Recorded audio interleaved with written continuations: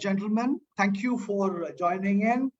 In terms of three fabulous moderators, first of all, a big round of applause for the three of you, Mani Jain, Atul Khosla, and Arunab Singh.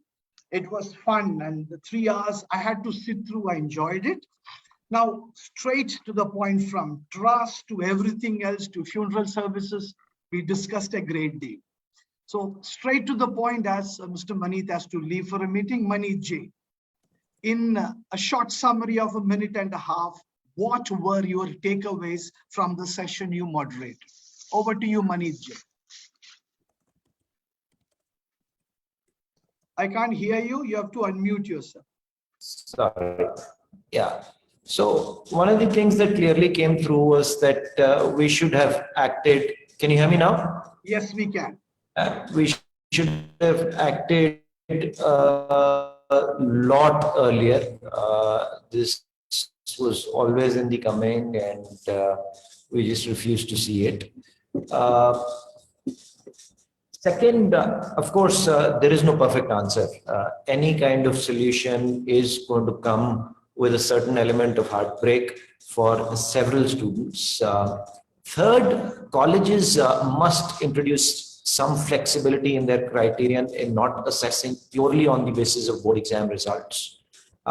Fourth, the crisis has exposed how tenuous our system is, and this should be treated as a watershed moment to accelerate reforms in the examination system as well as university admissions, as is happening across the globe now.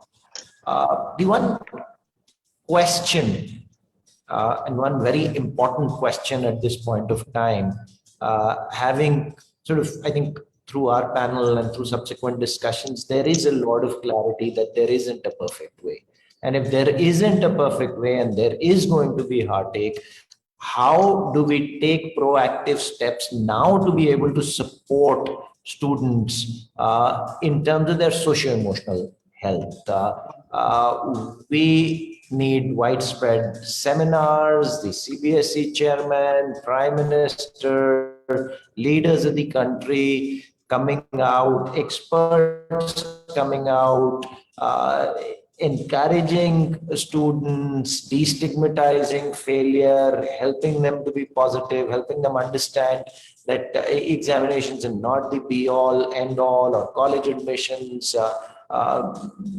We'll really have to prepare them. That's my take on it. I don't think we can have any delay on that, or we should wait for examination results to come for kids to feel battered, and then sort of put together a helpline that's Great. probably not going to deliver much. Yeah, Manit, I request you to, if possible, quickly enumerate them in the chat box. In the sense, in point form, it will be easier for them to take it on. From there to you, yeah, as you look at it through the discussion, we had somebody who really challenged technology to the Vice Chancellor, Atul Khosla ji. Somebody challenged technology. Somebody even said that industry, academia interaction. He had significant questions about it. So what are your key 5 takeaways from that? Yes, great. Good. I took your feedback very seriously, and I put my presentation together that you sent to me. So it was nice to be, pushed by Sekhar on this one. I think, so the panel we were in was about impact on higher education, and we had an extremely enriching discussion. I think these are consensus points that all of us had. The first is, I think it was pretty unanimous that the existing mechanisms of entrance examinations or marks are suboptimal, and the country needs to start thinking about a common entrance examination across all programs, not a separate one for JEE and NEET and law and others. What that should be, there was no consensus, while there were thoughts around aptitude being captured in a sizable way. And I did hear Manit speak about this, that we need to bring in equity and make the whole entrance examinations equitable and ensure that there is a form of aptitude in there. So I'll be actually a strong proponent of that, something similar to the SAT. But then should we bring in subject understanding as part of these entrance examinations is up for debate. And I think, like Manit rightly said, there is no right or wrong answer. But we do know pretty much everyone was against a psychometric type of test. We think that's probably unfair on students at the start. I think there was one point around a student's dilemma, the way things are structured today.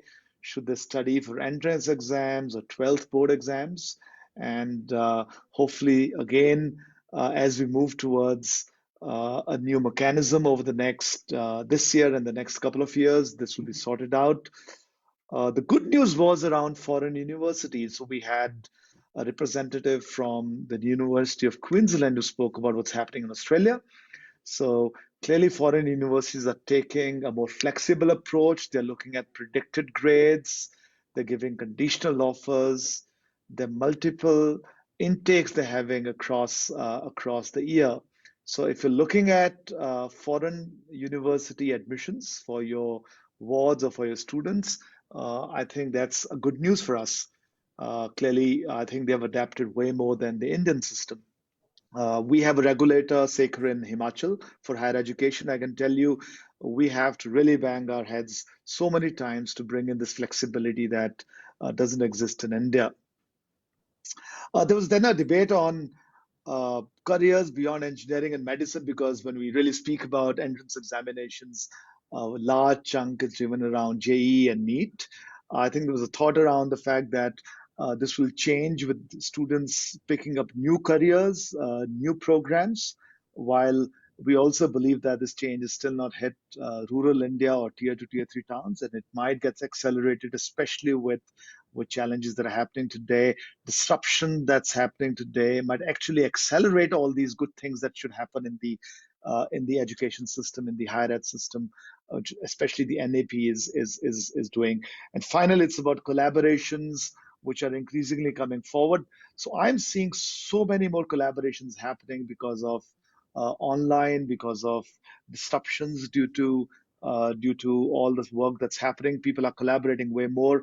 I think private universities are collaborating way more. Public-private universities are collaborating way more. So I think that collaboration that has lacked the Indian system is going to come back again. So I think we left at a state where we said that, yes, in the near term, there are challenges for the Indian student, but the disruption that has happened might force us towards a new platform, which actually might be beneficial in the longer term. So that's where we concluded. Sekar, over to you. Wonderful, wonderful. Thank you so much. It was so precise, and it's a takeaway for all those who have not part of it. Aruna, you have heard the others. What are your key takeaways? Quick shot, because we have about 7 minutes before Manit threatens me with this meeting. He's a busy man. He surely is a busy man. Yeah. He's doing tons of fantastic work for the country, so he's rightly busy. We were third in the line, and I was listening to the first two discussions as well, and I felt a lot of things that we were talking about were kind of overlapping. There was a clear consensus in the panel that we need a learning continuum that is a must. While there was also an understanding that we haven't really prepared our teachers to work on a learning continuum, and more money and time needs to be spent on retraining and enabling and motivating the teachers who are with us in this. Often on panels, there is an urge of jumping on easy solutions. Fortunately, it wasn't on the panel that I was on, but this is a very complex problem which will inevitably have a complex solution. We have more schools in this country than many countries have people. So it is not an easy decision to make for our policymakers. But we also felt, let's not waste a good mistake. We agreed that there has been a mistake. We could have made up our mind faster. But let's not waste a good mistake. We need to have training coming to the center of it. And above all, we need to start sharing responsibility with students at an early age. We need to make them an active part of their learning experience, because we've now seen this, that they are able to learn by themselves as well. They don't need to be constrained into a classroom to learn. In fact, we've been learning by ourselves since Eklavya. So there is precedence of being able to learn by ourselves. Now we have tools available. If one thing good has come out of the pandemic is the availability of these tools and acceptability of mobile phone as a medium of learning. So let's cash upon that, and let's not waste a good mistake is what we would want to stress on. Wonderful. It is always great to be in a panel where you don't have to do any moderation, because they are moderators. They are very succinct in their responses. It saves us a lot of pressure. Now,